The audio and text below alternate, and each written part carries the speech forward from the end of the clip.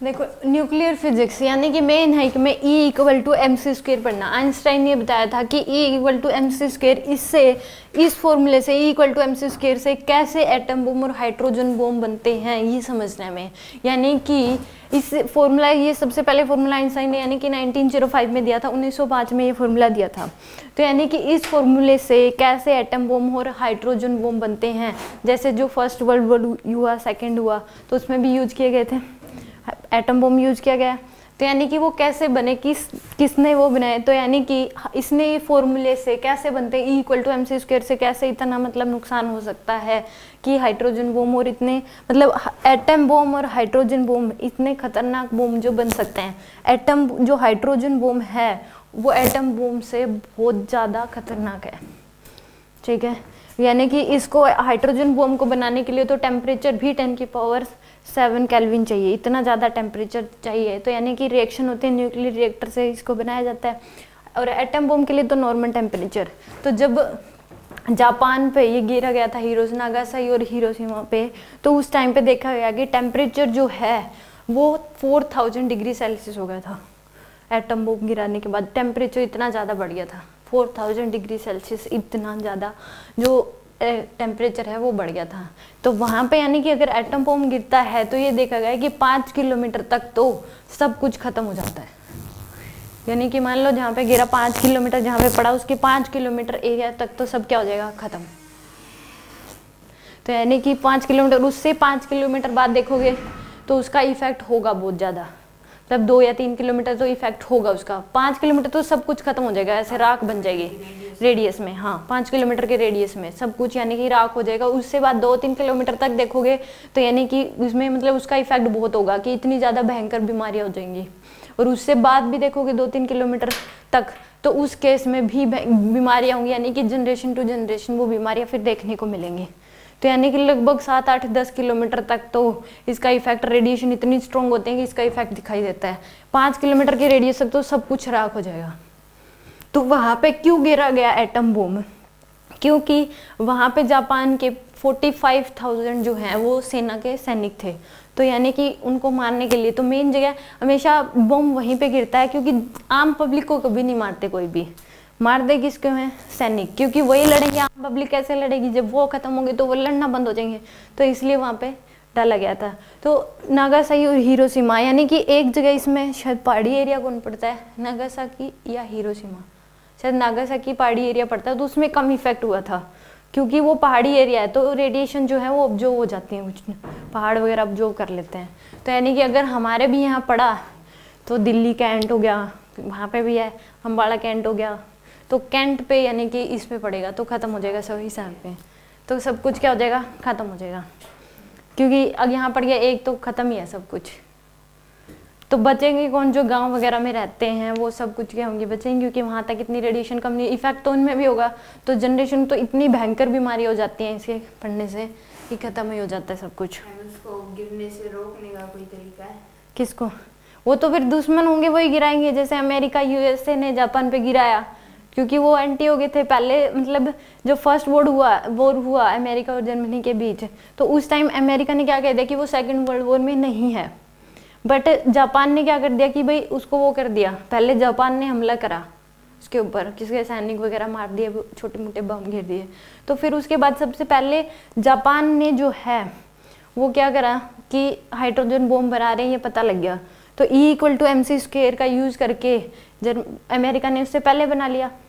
तो उसने ऐसे दिया, तो उसने क्या कहा कि भाई अमेरिका ने सोचा कि अब मतलब जो है ज़्यादा हो गया, तो उस केस में फिर उन्होंने उसके ऊपर बम डाल दिया, एटम बम। तो उसके बाद सब कुछ खत्म हो गया, क्योंकि फर्स्ट वर्ल्ड वॉर में अमेरिका जो है उसको बहुत लॉस हुआ। फर्स्ट वॉर में अमेरिका जीता था, वैसे जर्मनी हारा था। तो यानी कि जर्मनी को क्या हुआ था, बहुत ज़्यादा लॉस हुआ था। तो अब तो सबके पास ही है हाइड्रोजन बम, एटम बम। इससे बचने का कोई तरीका है? किससे बचने का तरीका? हाइड्रोजन बम से। देखो जहाँ पे आपको पता ही नहीं लगेगा कि हाइड्रोजन बम पड़ने वाला ही नहीं पड़ने वाला, आम जनता को तो पता ही नहीं लगता।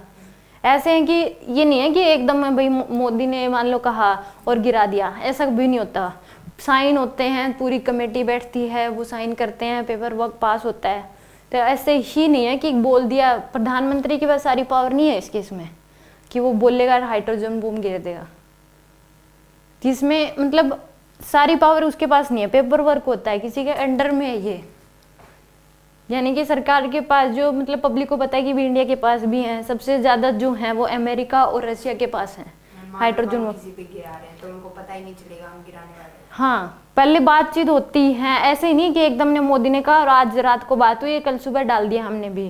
पहले पेपर वर्क होगा, सारा कुछ होगा, उनको पता होगा तो पहले तो हमने डाला, उनको पता होगा तो वो कुछ ना वो हमारे ऊपर डाल देंगे तुरंत, तो लड़ाई की फिर आपने डाल दिया तो फिर वो भी डालेंगे। तो हाइड्रोजन बम और इसमें दोबारा अभी तक तो कभी यूज नहीं हुआ उसके वर्ल्ड वॉर के बाद, यानी कि 1945 के बाद तो अभी तक यूज नहीं हुआ है। तो यानी कि क्या होगा कि 1941 के बाद तो अब तक यूज नहीं हुआ है, क्योंकि ऐसे ही नहीं है कि एकदम से बोला और डाल दिया, सब कुछ ये मतलब पास कराने पड़ते हैं, पेपर साइन करना पड़ता है, ये सब कुछ। ठीक है, तो इसमें कैसे ये वर्क करता है, ये इक्वल टू mc²। तो यानी कि जब ये डाला गया था एटम बम, तो ये मतलब इसको नहीं पता था कि इतनी, इसको पता था कि मेरे फॉर्मूले से इतनी सब खतरनाक चीज़ें बन रही हैं। जब ओपनहेमर, अमेरिका के पास एक साइंटिस्ट था ओपनहेमर, उसकी मूवी भी आई थी अभी, तो ओपनहेमर वो उसने बनाया था ये एटम बम, तो उसको पता लग गया था कि इतनी खतरनाक चीज़ है ये एटम बम, हाइड्रोजन बम, तो इतनी खतरनाक चीज़ है, उसको पता लग गया था। तो उसने बोला भी था कि ये मत बनाओ, तो वो तो उसको सरकार बोलेगी तो वो तो बनाना ही पड़ेगा कि चुपचाप बना ले। तो फिर उसने पूछा गया था कि मतलब वो इससे मिला भी था, आइंस्टाइन ने अमेरिका को वो लेटर भी लिखा था। हाँ, तो ओपनहेमर मिला भी था इसको, आइंस्टाइन को। तो यानी कि इस केस में इतना खतरनाक है, उसको भी पता लग गया था बनाते समय, जब टेस्टिंग होती तो पता लग जाता है कि ये इतना खतरनाक है, इतना सब कुछ खत्म हो जाएगा सब कुछ। तो यानी कि ये भी मना करना चाहता था, बट इसने बाद में ये भी सोचा कि ये इतना खतरनाक है, तो उसके बाद भी ये सबको पता है कि इतना खतरनाक है, सब कुछ इतना नुकसान होता है, फिर भी जो है वो क्यों एटम बम, हाइड्रोजन बम बनाए जाते हैं, इसका भी रीज़न है। जब सबसे पहले एक मतलब हिटलर था, तो वो क्या चाहता था, इतना खतरनाक है, मतलब इतना खतरनाक शासन था जर्मनी के, तो उसने वो सारे वर्ल्ड पे जो है वो राज करना चाह रहा था, तो उसने बनाना शुरू कर दिया हाइड्रोजन बम, एटम बम। तो पता लग गया, तो उस केस में फिर अमेरिका ने सोचा अगर इसने हाइड्रोजन बम, एटम बम सबसे पहले बना लिया तो यानी कि ये सब पूरी दुनिया पे कब्जा कर लेगा। तो यानी कि फिर उसके बाद जब फर्स्ट वॉर हुआ तो अमेरिका ने भी बना लिया, उसने भी बना लिया, तो उस केस में फिर उसने हरा दिया था, फिर वो अमेरिका जीत गई थी। तो उसके बाद उसका इतना रोल नहीं रहा जर्मनी को, उसका बहुत ज़्यादा नुकसान हो गया था। तो अगर ऐसा हो जाता कि हिटलर जो है वो पहले बना लेता, वो पहले हमला कर देता, तो उस केस में तो फिर दुनिया पर राज कर लेता। तो इसलिए उसने जो है बनाया था, क्योंकि जर्मनी के पास भी साइंटिस्ट था हाइजन अनसर्टेनिटी प्रिंसिपल नहीं पढ़ते आप केमिस्ट्री में, तो वही साइंटिस्ट है, वो था, वो बहुत दिमाग उसने लगाया था कि ऐसे ऐसे एटम बम बन सकता है। ठीक है, तो इसमें देखो यानी कि 6 अगर 1945, इससे पहले जो हिरोशिमा और नागासाकी वो ऐसे दिखाई देते थे, यानी कि कितना मतलब चहल पहल है, कितने अच्छे घर है। तो यानी कि उसके बाद ये सब कुछ ऐसे था, ब्लैक एंड वाइट है, उस टाइम रंगीन कमरे तो होते नहीं थे, तो कलरफुल, तो इसलिए सारी चीज़ें क्या है, कलरफुल है। यानी कि बिफोर 6 अगर 1945, तो ये ऐसा था। उसके बाद ऑन 6 अगस्त 1945, उसके बाद ये सब कुछ ऐसे, ये असली पिक्चर है। हाँ, मतलब भाई इमेजिन करा होगा कि ऐसे सब कुछ, तभी तो ब्लैक एंड वाइट है, उसके बाद सब कुछ ऐसा हो गया। ये देखो आफ्टर 6 अगस्त 1945, उसके बाद सब कुछ मतलब, तो ये सब कुछ देखो ऐसा हो गया, खत्म हो गया सब कुछ, सारा एरिया। लोगों को कितनी खतरनाक बीमारियां होगी कि जैसी बीमारियां, ऐसी बीमारियां, किसी को दिखाई देना बंद हो गया, किसी को कैंसर हो गया, जनरेशन टू जनरेशन वो आता जा रहा है, किसी को इतनी खतरनाक बीमारी होगी जिसका कोई इलाज ही नहीं है।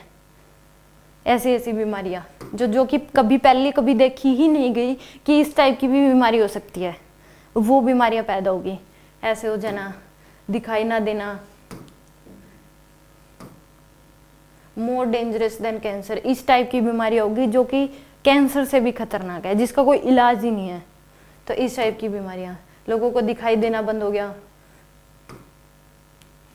और लोग वेट कर रहे हैं हॉस्पिटल, उस टाइम इतने नहीं होते होंगे बाहर वेट कर रहे हैं कि हमारा नंबर आ जाए हॉस्पिटल में। ये तब पिक्चर है कि हॉस्पिटल होगा, लोग वेट कर रहे हैं कि हमारा नंबर आ जाए। तो ये सोचो आप। उसके बाद जब आइंस्टाइन को पता लगा कि मेरे E=mc² के फॉर्मूले से एटम बॉम्ब इस खतरनाक जैसे बॉम्ब बनाया गया, तो लोगों को दिखना बंद हो गया। अब देखो ये दिखाई दे कि कैसे, मतलब कि देखा गया होगा कि किस तरीके से कैसे एक्सपेरिमेंट किया गया है, वो भी अब देख लो। क्या रूस यूक्रेन पर परमाणु हमला करेगा? अगर परमाणु युद्ध हुआ तो क्या होगा? जब भी परमाणु युद्ध की बात होती है तो दूसरे विश्व युद्ध में जापान का खौफनाक मंजर याद आ जाता है। 21वीं सदी में परमाणु बम कई गुना ज्यादा खतरनाक हो गए हैं। आपको बताएंगे कि आज के दौर में एक परमाणु बम कितना खतरनाक है। स्विट्जरलैंड की एक संस्था है international campaign to abolish nuclear weapon, ICAN. इस संस्था को 2017 में नोबेल पीस प्राइज भी मिल चुका है। आईकैन का दावा है कि आज के समय में परमाणु हथियारों के इस्तेमाल का मतलब होगा करोड़ों लोगों की जान को खतरा। वहीं अगर अमेरिका और रूस 500 परमाणु बमों का इस्तेमाल करते हैं तो सिर्फ आधे घंटे में मरने वालों की संख्या 10 करोड़ का आंकड़ा पार कर सकती है। किसी ऐसे शहर की कल्पना कीजिए जहां हर 1 किलोमीटर के दायरे में 1 लाख से ज्यादा लोग रहते हैं। अगर वहां हिरोशिमा जैसा परमाणु बम गिर जाता है तो एक हफ्ते में करीब 9 लाख मौतें हो सकती हैं।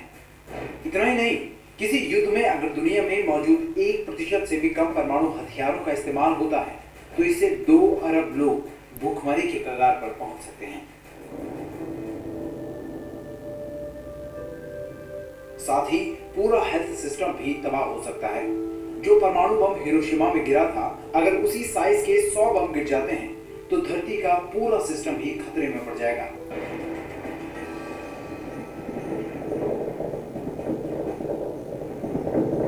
ऐसा हमला होने पर क्लाइमेट सिस्टम पूरी तरह प्रभावित हो सकता है और खेती पर भी असर हो सकता है। अभी दुनिया ग्लोबल वार्मिंग से जूझ रही है, लेकिन परमाणु युद्ध होने पर धरती का तापमान तेजी से कम हो सकता है। वो इसलिए क्योंकि इन हमलों से इतना धुआं निकलेगा जो धरती की सतह पर जम सकता है। और अनुमान है कि ऐसा होने पर कम से कम 10% जगहों पर सूरज की रोशनी पहुंचने में दिक्कत हो सकती है। वहीं अगर दुनिया भर के सारे परमाणु हथियारों का इस्तेमाल होता है तो इससे 150 मिलियन टन धुआं धरती की बाहरी सतह में जम सकता है। इतना ही नहीं, दुनिया भर के ज्यादातर इलाकों में बारिश न होने का खतरा भी हो सकता है। ग्लोबल रेनफॉल में 45% की कमी आ सकती है और इससे धरती की सतह का औसत तापमान -7 से -8 डिग्री सेल्सियस हो सकता है।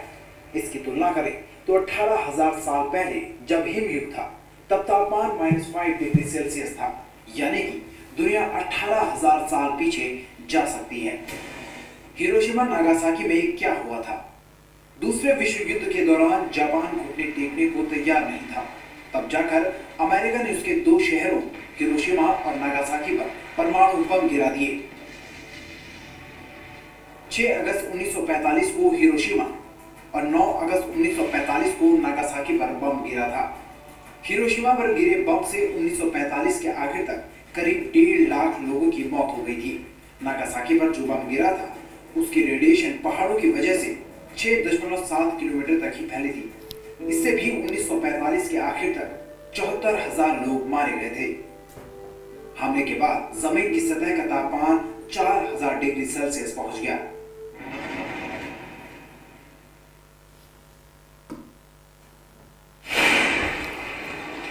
तो ये देखो कि मतलब फर्स्ट वर्ल्ड वॉर तो हुआ था 1914 से 1918 या 16 तक 18 तक। तो यानी कि उस टाइम तो एटम बम जो है वो बना ही नहीं था। पहला फर्स्ट जो एटम बम जो है वो 1945 में हिरोशिमा और नागासाकी पे डाला था, किसने? अमेरिका ने। तो उस केस में यानी कि फर्स्ट हिरोशिमा पे और नागासाकी, हिरोशिमा में ज़्यादा लोग मरे क्योंकि वहाँ पे पहाड़ी एरिया नहीं था। नागासाकी में कम लोग मरे क्योंकि वहाँ पहाड़ी एरिया था, जिसकी वजह से रेडिएशन इतनी नहीं पहुँच पाई धरती तक। तो यानी कि उसकी वजह से वो फैली नहीं इतनी पहाड़ों की वजह से। तो टोटल जो है वो 2.25 लाख यानी कि 1.5 लाख हिरोशिमा और 75,000 नागासाकी में। इतने ज़्यादा लोग जो हैं वो मर गए और टेम्परेचर नोट किया गया वो कितना हो गया 4000 डिग्री सेल्सियस। तो यानी कि ये 1939 से 1945 यानी कि इस तरीके से ये जो बम है पहला जो टेस्ट बम यानी कि वो किस पे हुआ, जापान पे।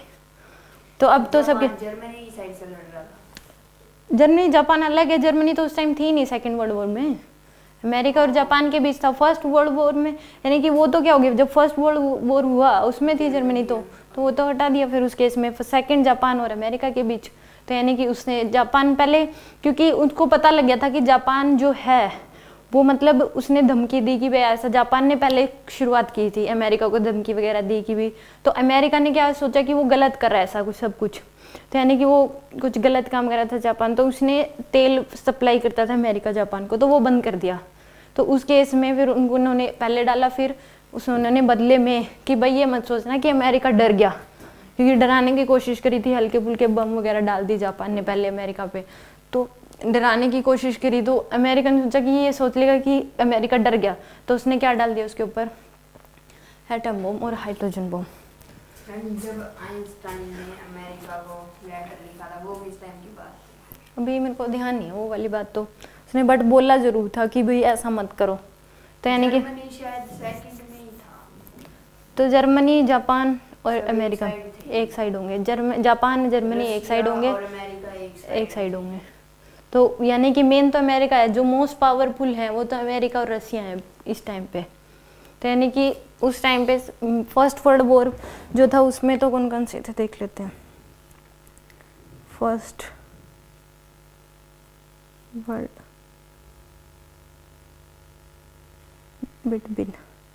फर्स्ट वर्ल्ड वॉर जो था वो फ्रांस, रशिया, ब्रिटिश एम्पायर और यूएस के बीच था 1915 से 1917 में। यानी कि वो मेन तो रशिया और किसके बीच हो गया, यूएसए के बीच हो गया, अमेरिका, रशिया और अमेरिका के बीच। सेकंड जो वर्ल्ड वॉर है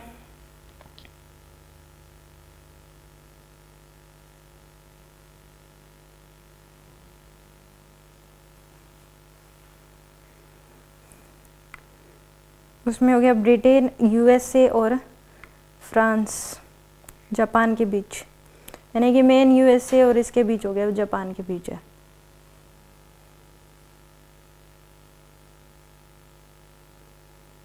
यानी कि जर्मनी, इटाली, जापान और यूएसए एक साइड हो गया, जर्मनी जापान एक साइड हो गए।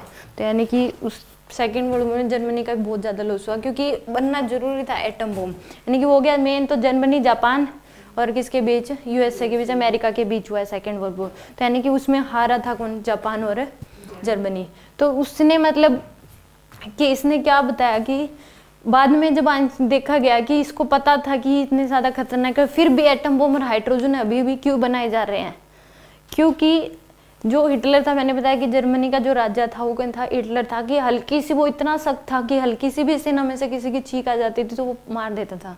तो यानी कि उसको रोकना, जब पता लगा अमेरिका को कि वो atom bomb, hydrogen bomb, atom bomb बना रहे हैं, उसमें पता लगा कि हिटलर एटम बम बना रहा है, तो यानी कि अगर उसने पहले बना लिया तो वो क्या कर देगा, सब कुछ खत्म कर देगा। तो यानी कि उसने भी, अमेरिका ने भी बनाना शुरू कर दिया, और अमेरिका ने उससे पहले बना लिया और टेस्ट कर दिया वो जापान के ऊपर। तो यानी कि पहले टेस्टिंग होती है कि भी हाँ ये खतरनाक है। ओपेनहाइमर जब बना रहा था तो उसको पता लग गया था कि इतना खतरनाक बम बन रहा है ये, जो कि आज तक कभी नहीं बना, और इतनी ज़्यादा मौतें हो सकती है इससे। तो यानी कि जब पहली बार डाला तो देखा गया कि इतना खतरनाक हो गया। अब हाइड्रोजन बम एटम बम से कितना ज़्यादा खतरनाक है वैसे। तो यानी कि ये सब बातें हैं। तो अब देखो यूके, यानी कि यूके के पास 215, फ्रांस के पास 300 है, और इजराइल के पास 80, पाकिस्तान के पास 140 है, इंडिया से ज़्यादा है, क्योंकि पाकिस्तान को इंडिया से ही डर है। तो पाकिस्तान ज़्यादातर जो पैसा है हाइड्रोजन वो एटम बम में लगा रहा है। मैम अगर ये आज भी पॉसिबल है तो उसके बाद तो गिर सकते हैं, क्यों नहीं पॉसिबल है। हाँ जिस अभी जब अगर अब रशिया और यूक्रेन के बीच अगर होती, मतलब तो रशिया तैयार था कभी भी, अगर मान लो यूक्रेन के साथ कोई भी अगर कंट्री मिल जाती, मान लो अमेरिका मिल जाती उसकी लड़ाई में, और वो किसके खिलाफ हो जाती, रशिया के खिलाफ, तो रशिया ने पहले ही कर रखा था कि कोई भी अमेरिका, कोई भी बड़ी कंट्री अगर यूक्रेन के साथ मिली तो उसके ऊपर वो हाइड्रोजन बम, एटम बम डाल देता, हाइड्रोजन बम डालता सीधा। मैम वो अब तक चल रही है यूक्रेन वर्सेस, शायद चल रही है, तो यानी कि वो सीधा उसके ऊपर क्या डालता है। तो इसीलिए अमेरिका डरा हुआ था, क्योंकि सेकेंड वर्ल्ड वॉर में उसका इतना खतरनाक मतलब नुकसान हुआ है अमेरिका का, तो वो डरा हुआ था कि अगर उसने यूक्रेन का साथ दिया तो रशिया उसके ऊपर सीधा एटम बम। तो उसने सुना हुआ है कि उसने सब कुछ कागज कार्रवाई करी हुई थी, जैसे ही अगर कोई मिलता तो वो तुरंत उसके ऊपर हाइड्रोजन बम डाल देता रशिया। तो इसलिए कोई नहीं आया इसके साथ। तो यानी कि पाकिस्तान के पास इंडिया से भी ज़्यादा है, क्योंकि पाकिस्तान को इंडिया से डर है, क्योंकि एक बार शायद किसी उसने प्रधानमंत्री ने बोल दिया था कि पाकिस्तान कल का सूरज नहीं देखेगा। तो उसके बाद पाकिस्तान ने सारा पैसा लगभग हाइड्रोजन बम एटम बम पे लगाती है, ज़्यादातर करेंसी। तो इंडिया के पास, चाइना के पास 270 है, नॉर्थ कोरिया 60 है, इसके पास नॉर्थ कोरिया के भी 60, रसिया के पास 7000 है, जिसमें 2000 हाइड्रोजन बम है, 5000 एटम बम है, और यूएसए के पास 68,000 मतलब 6800 है। तो यानी कि मोस्ट पावरफुल तो रशिया और यूएसए हैं। तो इसके पास देखो 7000, इससे भी ज़्यादा है। तो रशिया के पास जरूरत क्या है, एक में ही दुनिया खत्म होगी। एक में दुनिया खत्म होने, वो तो हो जाएगी, बट बना रहे हैं बस अपने पास, कभी भी किसी के ऊपर भी डाल सकते हैं। तो इसमें अब इसमें यानी कि जॉन बिडेन, ये प्रेसिडेंट ऑफ क्या है अमेरिका, ये हो गया व्लादिमीर पुतिन यानी कि प्रेसिडेंट ऑफ रशिया। तो यानी और नरेंद्र मोदी और किम जोन, ये एक ऐसा है, इसको किसी से भी पूछने की जरूरत नहीं है, इसी का राज चलता है नॉर्थ कोरिया में। तो ये अगर सोचे इसका दिमाग अगर खराब हो गया तो अगले दिन किसी पे भी डाल सकता है, इसको किसी भी नहीं है, डोमिक्रेटिक करेंसी है, मतलब ये एक मोनोक्रोमेटिक एक होती है डोमिक्रेटिक, ये मतलब किसी की नहीं सुनता, खुद की ये है, इसमें राजतंत्र इसका खुद का है, और इसमें इनको तो देखो सुननी पड़ती है।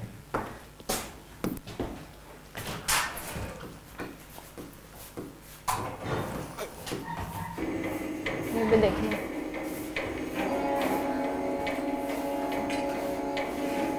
मतलब ये मूवी का ही पार्ट है, मतलब ओपनिंग का नहीं है, उससे पहले कोई मूवी होगी। Like a tiny silver drop entering the sky above Hiroshima. I instantly recognized it as an American plane, as no Japanese aircraft could fly at that altitude at the time. It was just one plane, so I assumed that it was passing by as usual.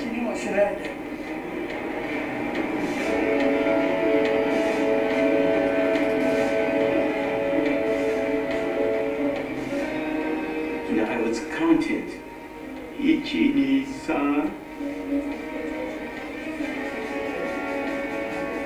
Screen proof we did. I was wiping the desktop. That was when the bomb was dropped. Yeah.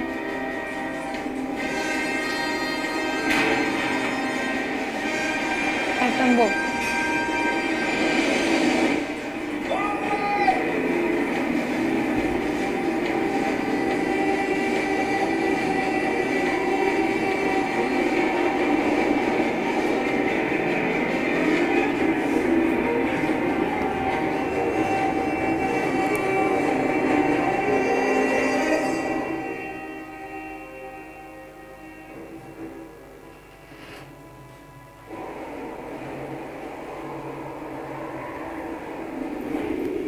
It took about 45 seconds from the time the bomb left the airplane until it exploded.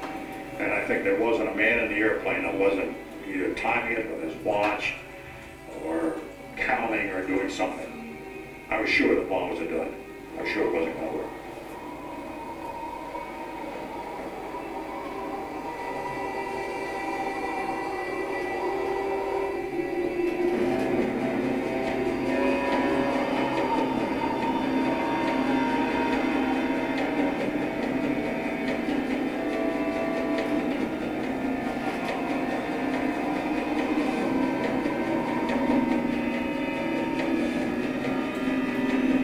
किसी को कुछ पता ही नहीं है।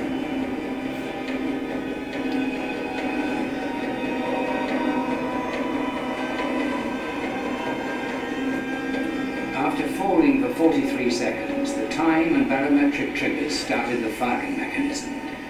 A uranium bullet fired down a barrel into a uranium target. Together they started a nuclear chain reaction. Solid matter began to come apart. releasing untold quantities of energy.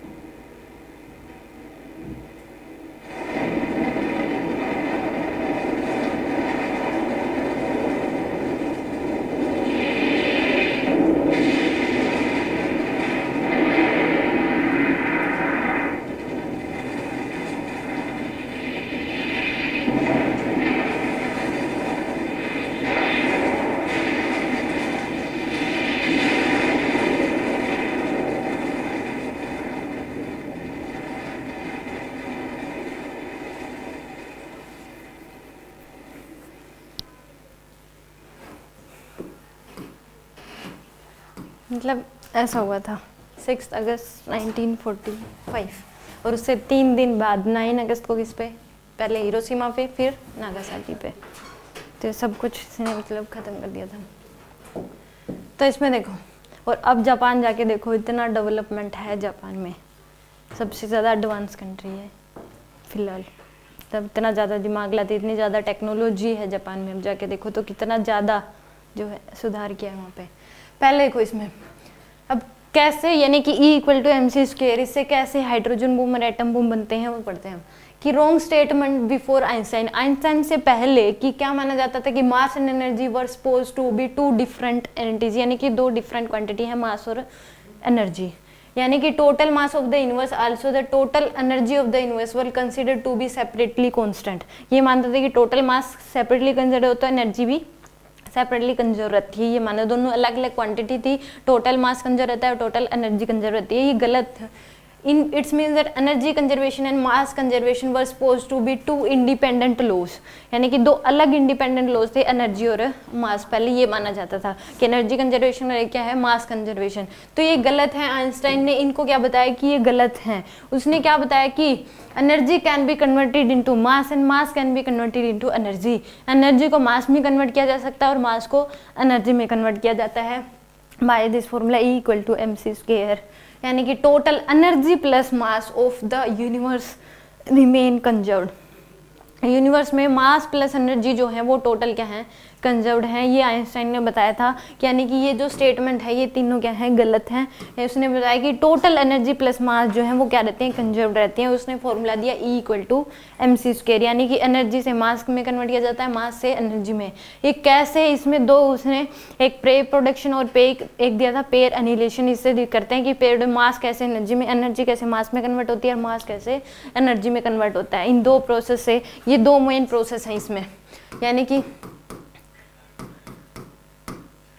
अब देखो E=mc²। उसने बताया कि आइंस्टाइन ने कि 1 kg मास के बदले में 9 × 10⁻16 जूल इतनी ज़्यादा एनर्जी बन सकती है 1 kg मास के बदले में। तो उसके लिए अगर ऐसा पॉसिबल है कि न्यूक्लियर रिएक्टर होना चाहिए कि जनरल भी मास को, जैसे 1 kg आयरन ले लिया तो उसके बदले में इतना मास बदल सकता है, तो उसके लिए न्यूक्लियर रिएक्टर चाहिए।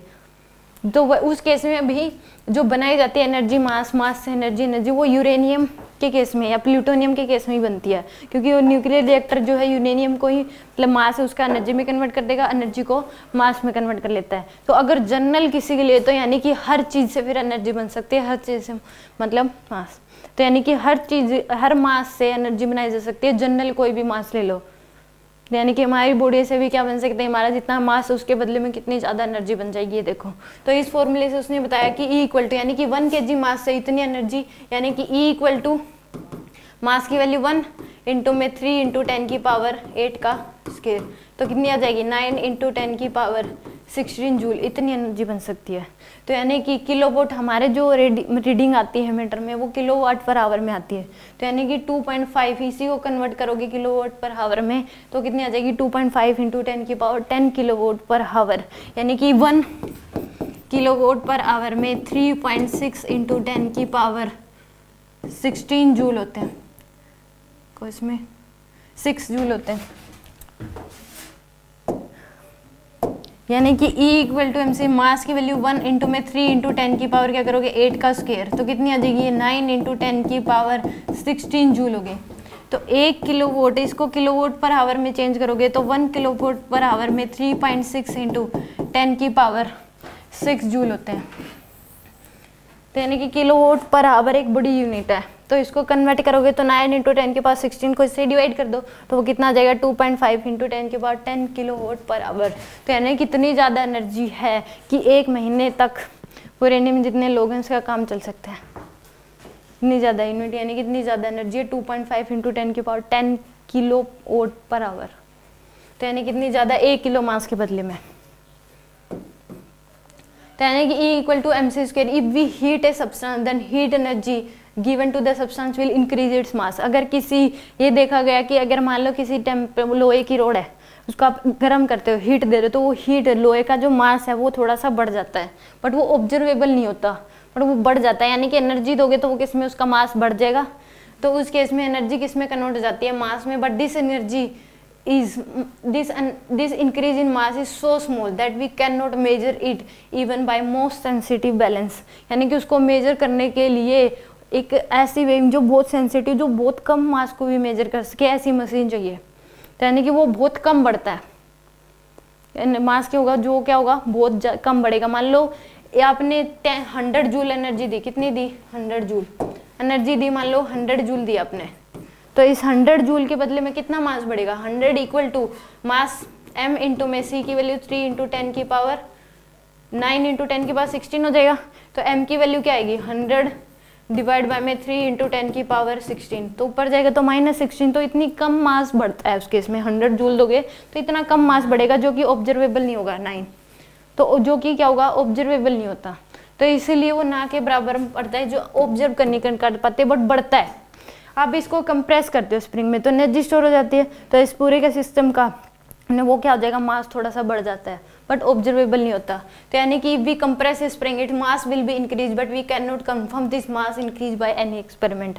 यानी कि हम उसको कंफर्म नहीं कर सकते कि वो कैसे बढ़ा होगा, कोई ऐसा एक्सपेरिमेंट कैसे हम बोल सकते हैं कि वो बढ़ा, अगर वो तो आगे अब बताओगे। तो इसने कन्वर्ट करके दिखाया कि कैसे बढ़ता है, बट बढ़ता है एनर्जी मास में कन्वर्ट होती है और मास एनर्जी में। तो मैंने बताया कि पेयर प्रोडक्शन और पेयर एनिहिलेशन दो प्रोसेस हैं, उससे इसने प्रूव करके दिया है कि एनर्जी मास में कन्वर्ट होती है और मास एनर्जी में कन्वर्ट होती है। इसमें देखो, इसमें क्वेश्चन करना है what is the energy equivalent of 1 proton. एक प्रोटॉन के इक्विवेलेंट कितनी एनर्जी होगी बताओ। प्रोटॉन का मास कितना होता है 1.6 इंटू 10 की पावर -27 kg। तो यानी कि कितनी एनर्जी आ जाएगी E इक्वल टू 1.6 इंटू 10 की पावर -27 इंटू में 3 इंटू 10 की पावर 8 इसका स्क्वायर, इतनी आ जाएगी एनर्जी। यानी कि what is energy equivalent 5 kg soil. अगर 5 kg मिट्टी ले लें तो उसके बदले में कितनी बचेगी E equal to 5 into 3 into 10 की पावर 8 इसका स्क्वायर, ये हो जाएगी। What is energy equivalent to person. अगर एक पर्सन है जिसका मास मान लो 60 kg है, तो यानी कि उस केस में कितना हो जाएगा उसका मास, तो एनर्जी कितनी हो जाएगी 60 इंटू में 3 इंटू 10 की पावर 8 इस पूरे का स्क्वायर। अब हमारा भी वेट है मान लो हमारा 50, तो 5 kg मास हो गया, तो एक 5 kg के बदले में कितनी बन जाएगी, इतनी एनर्जी बन जाएगी। तो यानी कि कितनी ज़्यादा एनर्जी बन सकती है मास के बदले में अगर ऐसा न्यूक्लियर रिएक्टर बन जाए। तो अगर हम एक न्यूक्लियर रिएक्टर से इतनी एनर्जी बना सकते हैं तो इलेक्ट्रिसिटी के लिए टाइम, हाँ इलेक्ट्रिसिटी के फिर ऐसे है नहीं ना न्यूक्लियर रिएक्टर, जिससे यूरेनियम है जो कि बहुत कम पाया जाता है। यूरेनियम जो है तो, और जितना यहाँ पे भी यूरेनियम हल्का सा भी मिल गया ना तो सरकार अपने कब्जे में कर लेती है उस यूरेनियम को, उस जगह को सील कर देगी। मान लो आपके घर के नीचे इतना सा यूरेनियम और पता लग गया तो वो सरकार उस जगह को कब्जे में कर लेती है। यूरेनियम के केस में ही बन जाती है वो, इसके लिए ही न्यूक्लियर रिएक्टर बना बस, जैसे हाइड्रोजन एटम बम बनते हैं यूरेनियम के केस में। अगर जनरल किसी भी मास के बदले में बनाया जा सकता है, तो ऐसा न्यूक्लियर रिएक्टर अगर कोई बना दे कि मिट्टी के बदले में एनर्जी बन जाए, तो फिर तो एनर्जी की कमी नहीं है। फिर तो हर जब बिजली के जो बिल आते हैं वो इतने कम हो जाएंगे और कभी भी लाइट जाएगी ही नहीं, तो डैम बूम तो फिर कुछ भी नहीं है।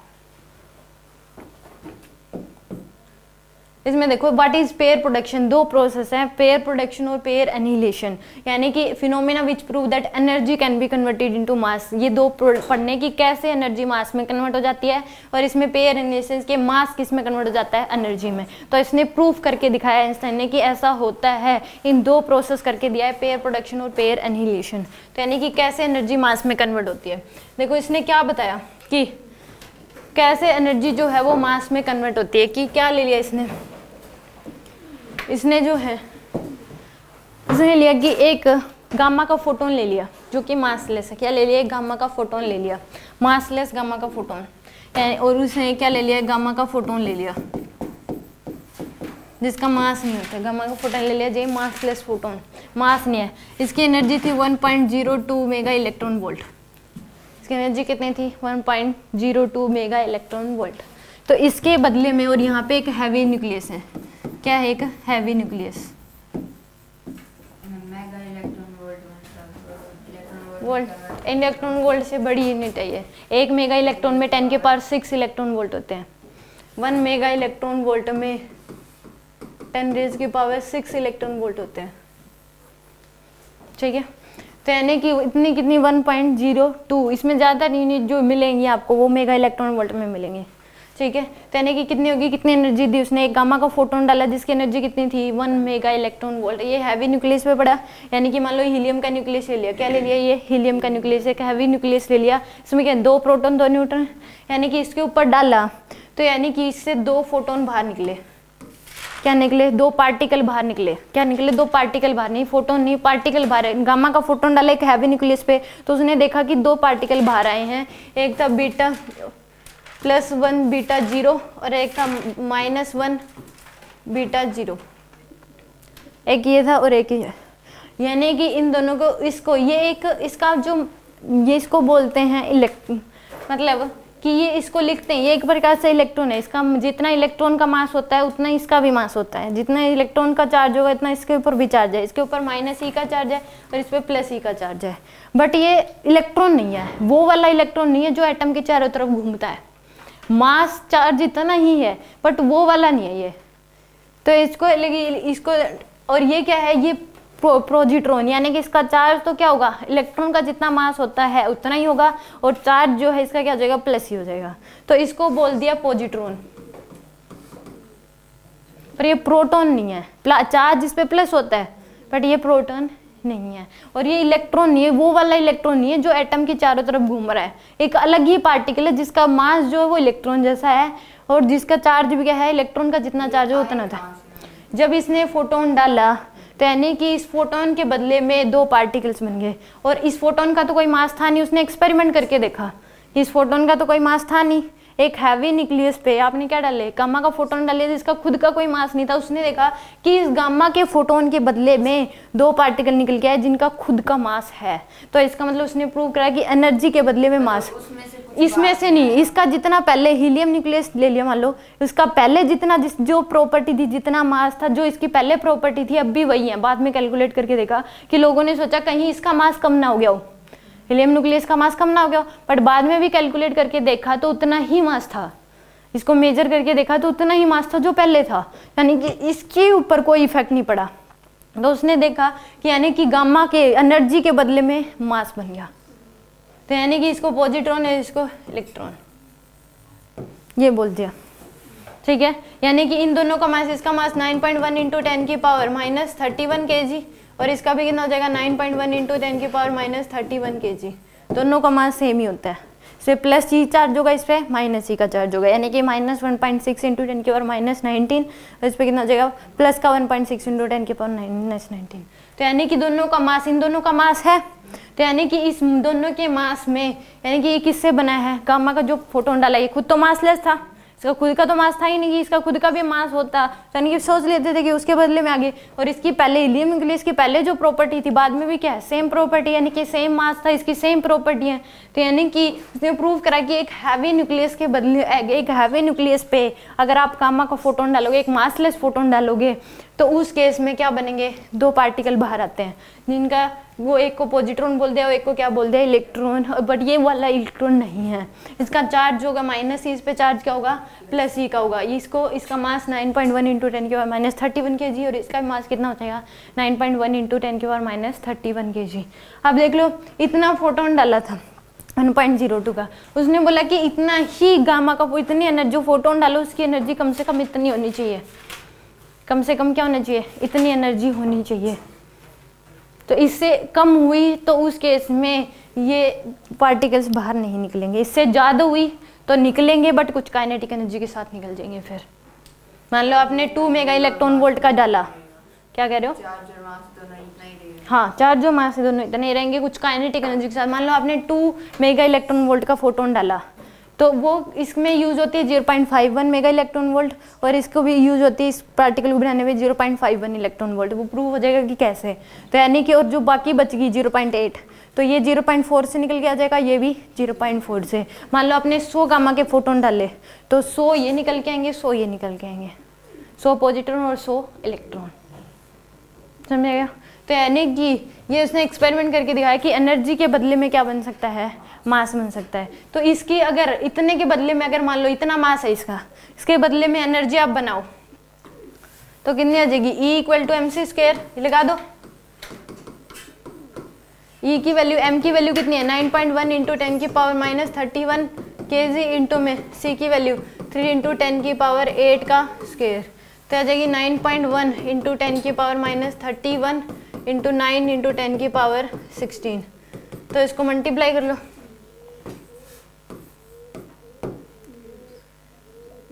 इंटू में 10 की पावर कितनी आ जाएगी, ये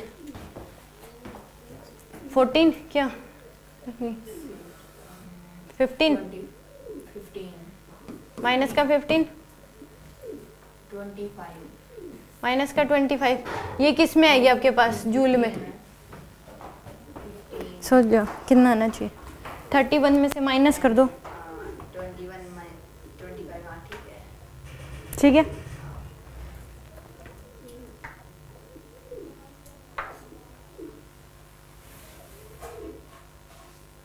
इतनी आ जाएगी, कितना आ रही है 81.9 इंटू 10 की power minus 15 electron volt, joule में आई है ये। इसको कन्वर्ट कर लो किसमें, इलेक्ट्रॉन वोल्ट में कन्वर्ट करोगे। 1 इलेक्ट्रॉन एक में कितने जूल होते हैं, 1.6 इंटू 10 की पावर माइनस 19, तो इलेक्ट्रॉन वोल्ट में करोगे तो क्या कर दो, डिवाइड कर दो, डिवाइड कर दोगे। सो E इक्वल टू 81.9 इंटू 10 की पावर माइनस 15 आएगा ना, 15 डिवाइड बाय में क्या आ जाएगा 1.6 इंटू 10 की पावर माइनस 19, ये किस में आ जाएगी, इलेक्ट्रॉन वोल्ट में, इलेक्ट्रॉन वोल्ट में आ गई। इसको कन्वर्ट करना है किस में, मेगा इलेक्ट्रॉन वोल्ट में, तो क्या करोगे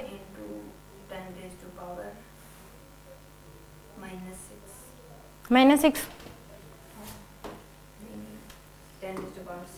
6 से करोगे, हाँ। तो इस केस में कितनी हो जाएगी, E इक्वल टू कितना आ जाएगा आपके पास, 8 डिवाइड करो इसको, 81.9 डिवाइड बाय में 1.6 कितना आ रहा है,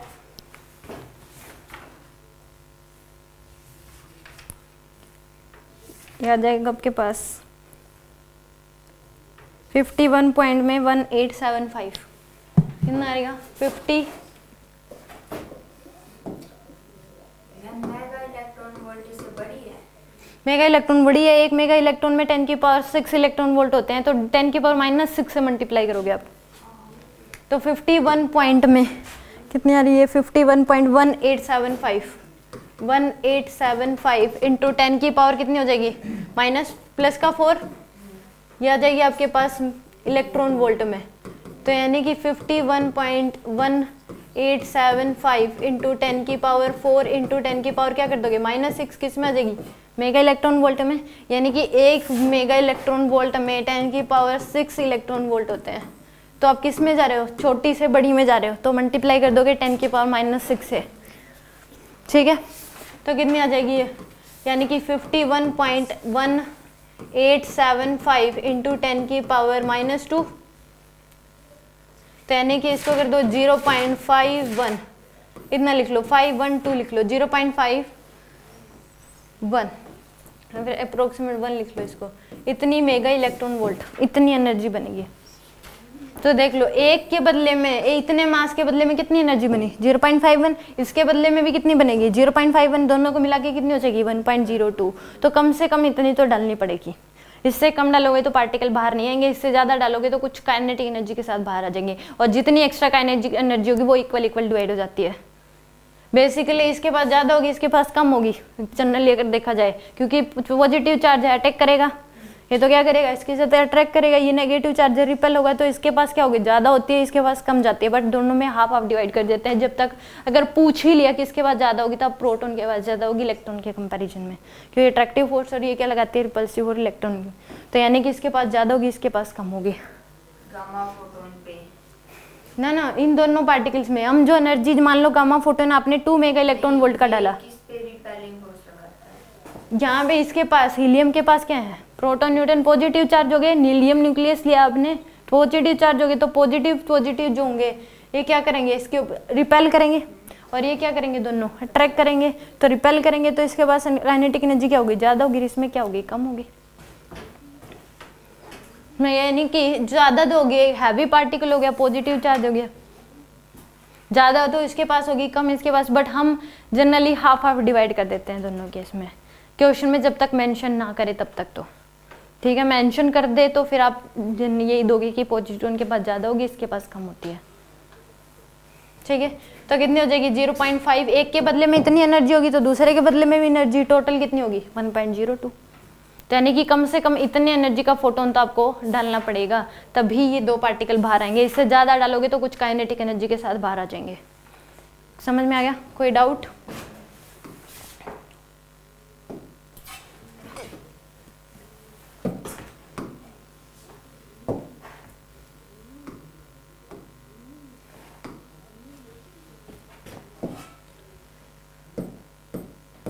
यानी कि ये इसने कहा क्या कि पेयर प्रोडक्शन में एक गामा का फोटोन डाला हैवी न्यूक्लियस, तो यानी कि प्रोड्यूस करते हैं तो एक गामा का हैवी न्यूक्लियस यानी कि गामा का पार्टिकल डाल दिया ना, तो उसका मास क्या था 0, तो इसके ऊपर ये हैवी न्यूक्लियस, तो इसके ऊपर एक पॉजिट्रॉन और एक क्या निकलते हैं इलेक्ट्रॉन, तो यानी कि गामा का फोटोन डाला उसके बदले में 2 पार्टिकल आते हैं इलेक्ट्रॉन और पॉजिट्रॉन। इसमें यानी कि अब देखो rest mass energy for electron and positron is 0.51, यानी कि जब उनकी काइनेटिक एनर्जी 0 होगी, जब आप गामा का फोटोन 1.02 मेगा इलेक्ट्रॉन वोल्ट का डालोगे तो 0 काइनेटिक एनर्जी के साथ बाहर आएंगे, तो रेस्ट मास जो है वो कितना होता है 0.51 मेगा इलेक्ट्रॉन वोल्ट, तो उसके बदले में इतनी एनर्जी मिलती है। इतनी एनर्जी 1 मेगा इलेक्ट्रॉन वोल्ट में 1.6 × 10⁻13 जूल होते हैं। ठीक है, यानी कि इसको कर ले सकते हो आप 1 मेगा इलेक्ट्रॉन में 10⁻6 इलेक्ट्रॉन वोल्ट हो गए। अब इलेक्ट्रॉन वोल्ट को जूल में कन्वर्ट कर लो तो किससे मल्टीप्लाई कर दोगे 1.6 × 10⁻19, तो यानी कि कितना बन जाएगा 1.6 × 10⁻13 जूल, तो यानी कि 1 मेगा इलेक्ट्रॉन वोल्ट में इतने जूल होते हैं। तो for pair production energy of gamma photon must be at least 1.02 mega electron volt. अगर आप पेयर प्रोडक्शन में जो गामा का फोटोन है कम से कम इतनी एनर्जी का फोटोन तो डालना पड़ेगा, तभी जो निकलेंगे जो 2 पार्टिकल निकलेंगे और उन दोनों पार्टिकल का रेस्ट मास एनर्जी, उन दोनों की जो एनर्जी होगी वो इतनी होगी 0.51 mega electron volt. Nest mass energy यानी कि जिनकी जो एनर्जी होगी काइनेटिक एनर्जी 0 होगी, यानी कि इतनी जो एनर्जी है उसके बदले में एक फोटोन एक पार्टिकल और इतनी एनर्जी के बदले में दूसरा पार्टिकल। समझ में आ गया? तो यानी कि गामा का फोटोन इतने डालोगे तो एक की इतनी एनर्जी के बदले में एक पार्टिकल बन गया और इतनी एनर्जी के बदले में दूसरा पार्टिकल।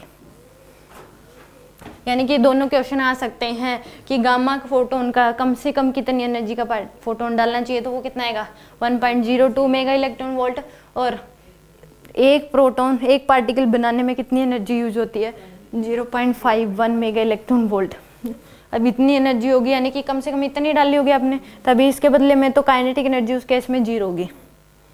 ठीक है, पार्टिकल्स की।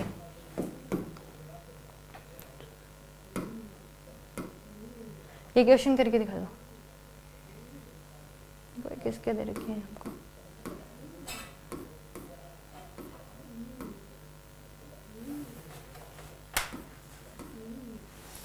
अब देखो ये हम लोग पेयर एनिलेशन में इसमें क्या होगा कि जो दो पार्टिकल्स निकले थे उनको आपस में क्या कर दो, टक्कर मरवा दो, उनको आपस में क्या कर दो, टक्कर मरवा दो आप। तो उस केस में बिफोर कंबाइनिंग ये दो पार्टिकल्स, इन दोनों का मास है, कुछ ना कुछ मास है, तो यानी कि इन दोनों का वो जो मास है उसके बदले में दो गामा फोटोन्स बाहर निकल जाएंगे, 0.51 का एक और एक 0.51 का एक, दो ही निकलते हैं, एक नहीं निकलता 1.02 का, दो निकलेंगे। तो यानी कि दोनों को, इन दोनों का मास था तो वो मास, और इन दोनों का मास है ही नहीं, तो यानी कि मास किस में कन्वर्ट हो गया, एनर्जी में। तो दो पार्टिकल थे आपके, उन दोनों की क्या कर दिया आपने, टक्कर मरवा दी। तो यानी कि बिफोर कंबाइनिंग दो पार्टिकल, दोनों का मास था 9.1 इंटू 10 की पावर -31 kg, एक का 9.1 इंटू 10 की पावर -31 एक kg दूसरे का, इन दोनों की टक्कर मरवाई तो दो गामा के फोटोन बाहर निकलते हैं।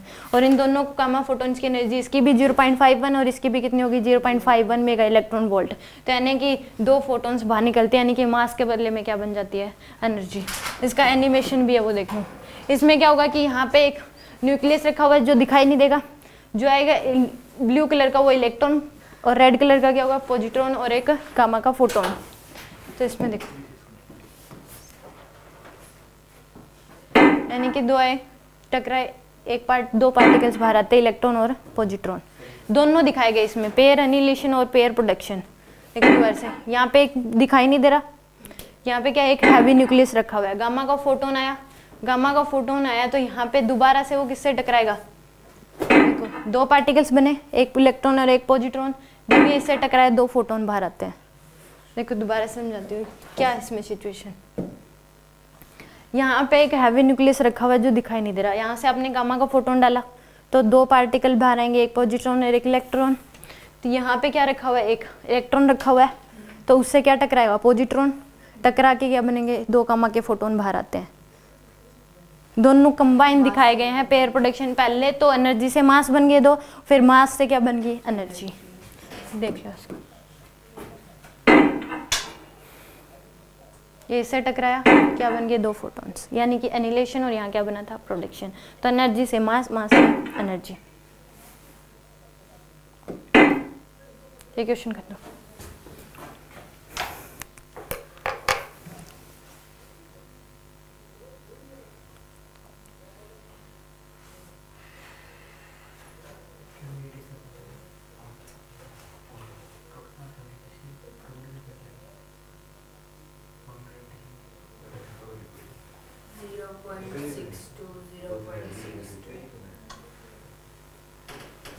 सबकी 0.62 नहीं, फर्स्ट वाले का 0.62 mega electron volt.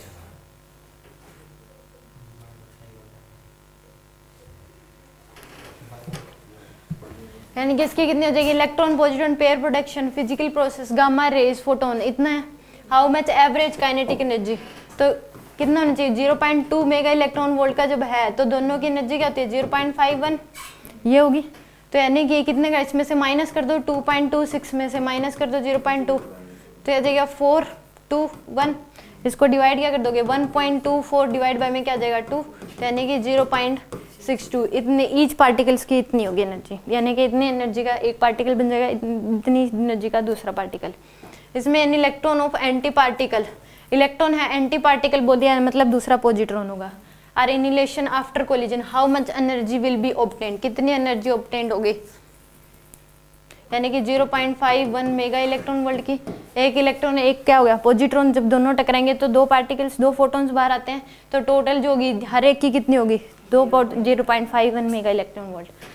A positron have kinetic energy दे रखी है 1 mega electron volt, kinetic energy इतनी दे रखी है। Collide head on with electron have kinetic energy इतनी, they are annihilation to produce 2 gamma photons, find energy of each photon, कितनी energy के डाला गया होगा, काइनेटिक एनर्जी इतनी है। तो यानी कि जो फोटॉन्स आया ये क्या है, उसकी काइनेटिक एनर्जी दे दी, तो यानी कि एनर्जी उसमें मास बनने में एनर्जी हो जाएगी, वो कितनी होगी 0.51।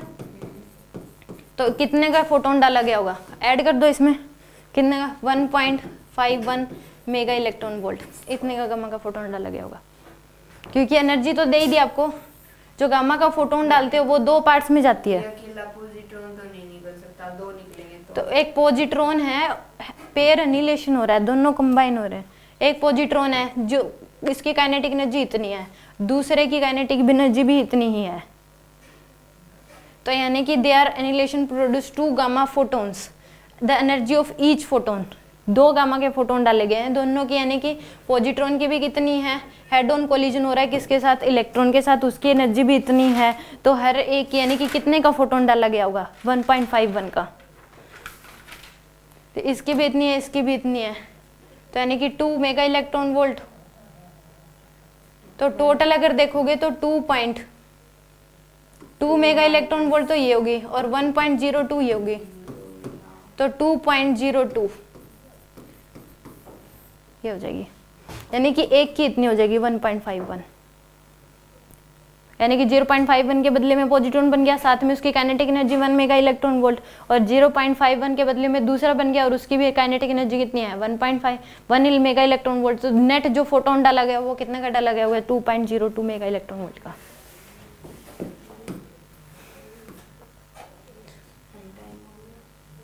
इसमें आगे कल कर लेंगे।